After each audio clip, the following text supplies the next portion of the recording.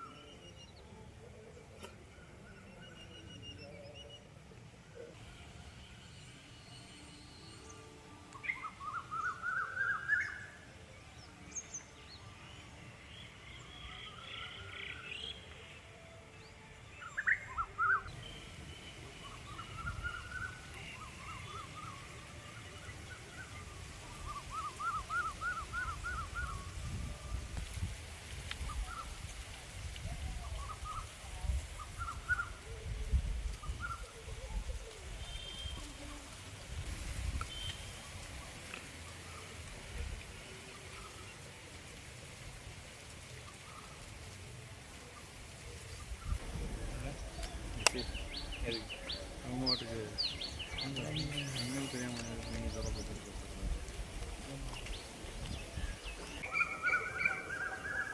நல்லா அந்த டைப் பண்ணி வச்சு அது உரசி தேஞ்சது.